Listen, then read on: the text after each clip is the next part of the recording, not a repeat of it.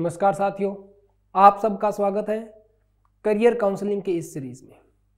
आज हम career counselling की इस सीरीज़ के अंदर बात करेंगे टीचर्स के बारे में, लेक्चरर्स के बारे में, असिस्टेंट प्रोफेसर के बारे में।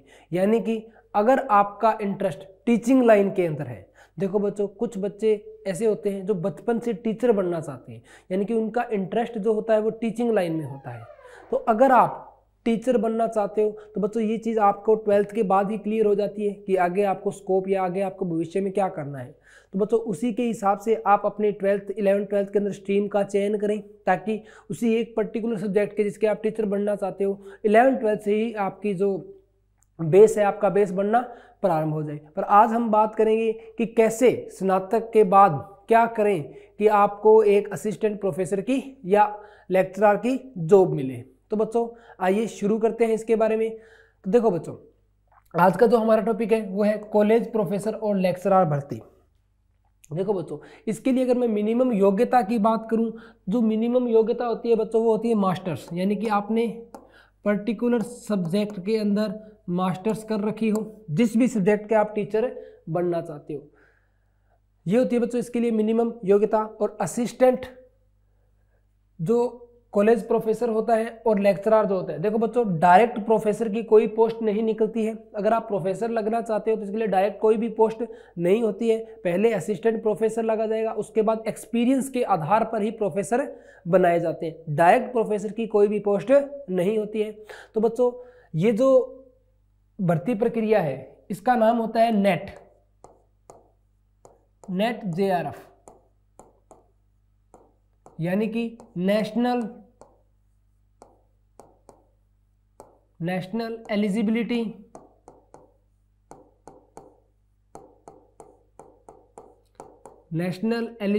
Test, net.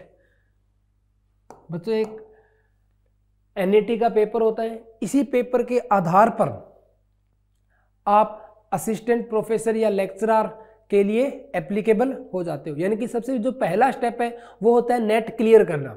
अब नेट के लिए भी कुछ मिनिमम क्वालिफिकेशन है। इसके लिए बच्चों जो मिनिमम क्वालिफिकेशन है वो है मास्टर्स के अंदर 55% अंक आना।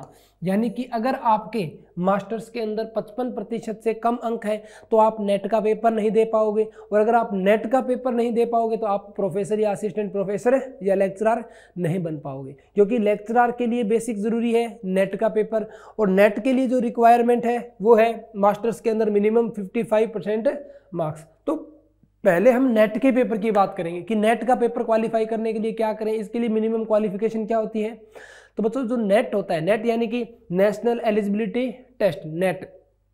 तो जो बच्चों नेट का जो पेपर होता है इसके अंदर मिनिमम जो क्वालिफिकेशन है आपकी वो होती है मास्टर्स विद 55, यानी कि मास्टर्स इन 55%, यानी कि 55% के अंदर आपने मास्टर्स कर रखी हो। इसके बाद अगर मैं बच्चों आयु सीमा की बात करूं तो इसकी मिनिमम आयु 20 साल होती है, मैक्सिमम आयु यानी कि कोई लिमिट नहीं होती है। पर बच्चों अगर आप पर्टिकुलर JRF के लिए बात करो तो JRF के लिए जो मैक्सिमम आयु होती है वो होती है 30 साल। JRF का मतलब होता है बच्चों जूनियर रिसर्च फेलोशिप, यानी कि आप अपने पर्टिकुलर किसी सब्जेक्ट में रिसर्च करना चाहते हो, अनुसंधान करना चाहते हो।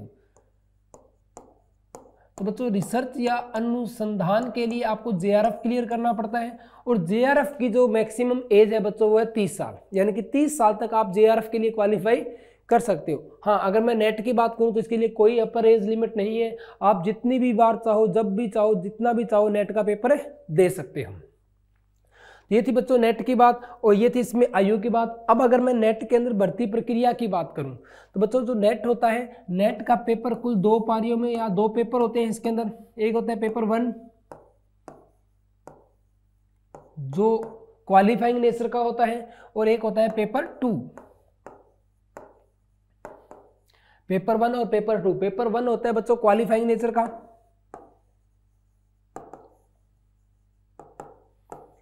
यानी कि इसके मार्क्स अंतिम समय में ऐड नहीं होते। और ये जो पेपर होता है बच्चों इसके अंदर कुल नंबर ऑफ क्वेश्चंस की अगर मैं बात करूं तो इसके अंदर नंबर ऑफ क्वेश्चंस जो आते हैं वो आते हैं 100, यानी कि 100 नंबर का पेपर होता है। और इसके अंदर बच्चों जो टोटल क्वेश्चन या जो सब्जेक्ट रहता है, तो बच्चों इसके अंदर मेनली जो सब्जेक्ट रहते हैं वो रहते हैं पर्यावरण, पर्यावरण, मैथमेटिक्स, रीजनिंग, जीके यानी कि जनरल नॉलेज या जनरल अवेयरनेस। जीके के अंदर अगर मैं बात करूं तो जीके के अंदर Indian history and art culture. अगर जीके की भी अगर अपने अलग से बात करें तो इसके अंदर आता है बच्चों इंडियन हिस्ट्री और आर्ट कल्चर,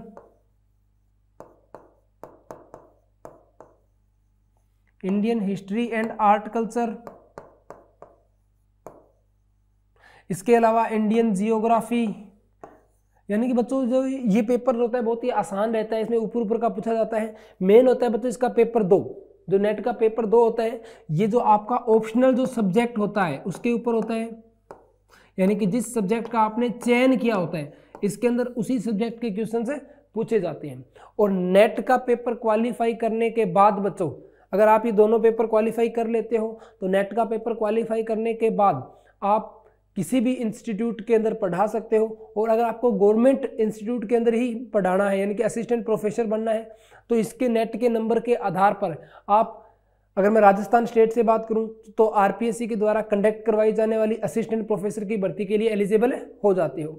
उसमें भर्ती की बात करूं तो उसमें भी बच्चों 2 पेपर होते हैं, एक सामान्य जीके का पेपर होता है और एक पेपर जो आपके पर्टिकुलर सब्जेक्ट का होता है।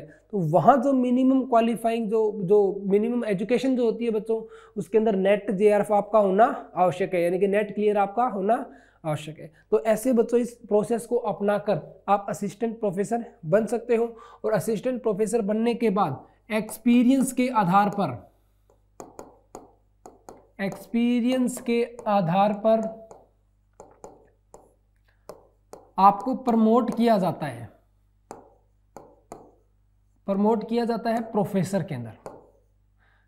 प्रोफेसर के अंदर आपको प्रमोट किया जाता है, यानी कि डायरेक्ट प्रोफेसर के लिए कोई भी भर्ती नहीं करवाई जाती। पहले जो भर्ती आती है वो आती है असिस्टेंट प्रोफेसर के लिए बच्चों। इसके अलावा नेट करने के बाद आपको इतना टाइम भी दिया जाता है गवर्नमेंट की तरफ से कि आप अपने पर्टिकुलर सब्जेक्ट में पीएचडी कर सकें, यानी कि अगर आप पीएचडी भी करना चाहते हैं तो आप अपने पर्टिकुलर सब्जेक्ट में पीएचडी भी कर सकते हैं। यानी कि अगर आप रिसर्च से संबंधित, तो नेट के बाद हमारे पास कई ऑप्शन खुलते हैं बच्चों। एक तो होता है टीचिंग का, यानी कि नेट के पेपर में आपकी टीचिंग स्किल्स को चेक किया जाता है कि आपकी टीचिंग स्किल्स कैसी है।